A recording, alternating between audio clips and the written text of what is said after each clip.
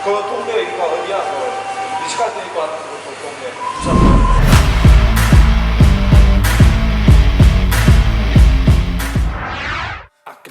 Sektor pertahanan masih jadi sorotan. Sintayong khawatirkan Garuda Nusantara kelelahan.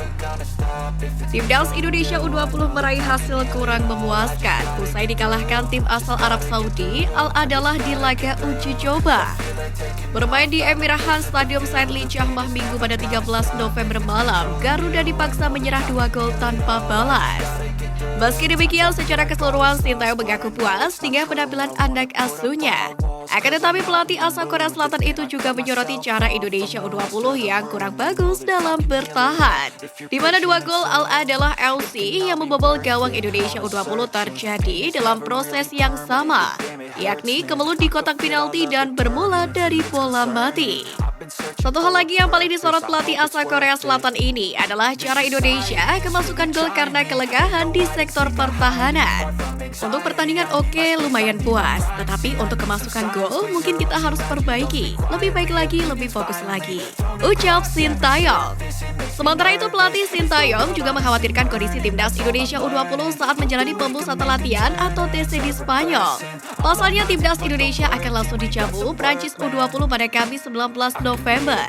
Itu berarti tim merah putih tidak akan memiliki banyak persiapan. Sintayong pun mengkhawatirkan kondisi pemainnya yang terancam kelelahan karena perjalanan jauh dari Turki ke Spanyol. Walaupun was-was, pelatih 52 tahun itu mengaku senang dengan rencana Indonesia melawan Prancis U20 yang dianggap sebagai tim terbaik dunia. Memang untuk lawan Prancis sangat bagus karena satu-satunya tim kelas dunia. Tapi saya agak khawatir karena kita harus pindah atau menempuh perjalanan sangat panjang dan jauh. Kondisinya, pemain apakah masih bisa kembali normal atau tidak yang saya khawatirkan, kata Sintayong menambahkan.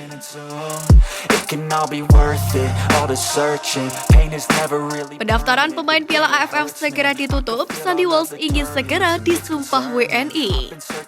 Tenggat terakhir pendaftaran pemain untuk Piala AFF 2022 akan jatuh pada 20 November 2022. Itu artinya tenggat waktu tersebut tinggal 6 hari lagi.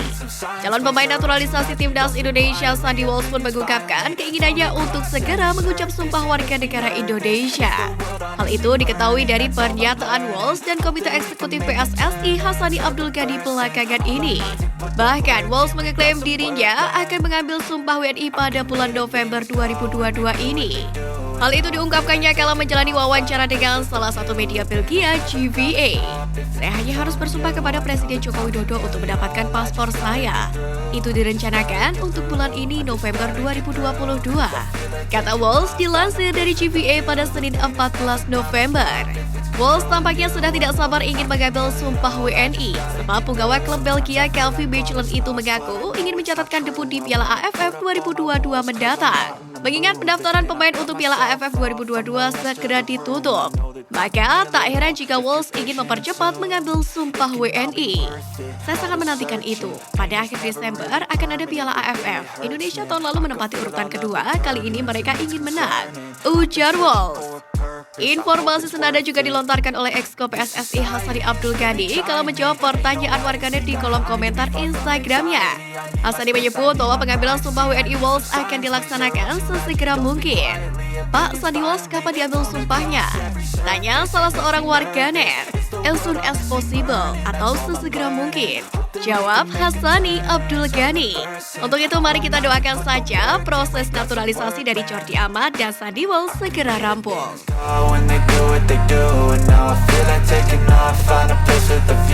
Ingin pertahankan gelar FAT, perintahkan Alexander Polking tiru strategi Sintayong di Piala AFF 2022.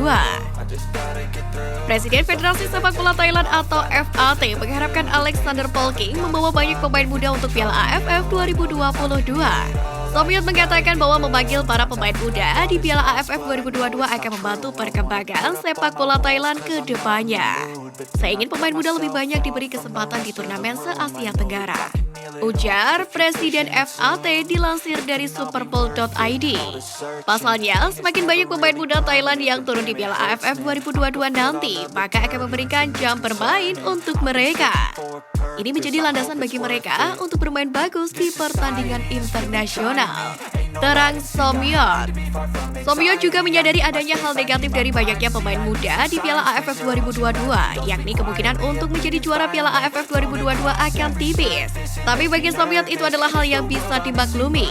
Terlebih, menyiapkan pemain muda sejak dini bisa membantu timnas Thailand mendapatkan prestasi bagus di kemudian hari. Dengan begitu, Somyeon berharap akan muncul bintang-bintang baru dari timnas Thailand. Permintaan FOT tersebut sebenarnya sama persis seperti apa yang dilakukan oleh Sintayong di timnas Indonesia, di mana pada Piala AFF 2020 lalu, Sintayong bermain dengan skuad pemain muda tapi berhasil tembus hingga final. Melansir dari transfermarket.com, skuad timnas Indonesia adalah tim yang memiliki rataan umur pemain termuda.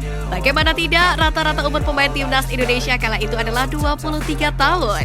Meski dengan pemain muda, timnas Indonesia bisa tampil bagus. Mereka bahkan berhasil tembus ke putaran final Piala Asia U20 2023.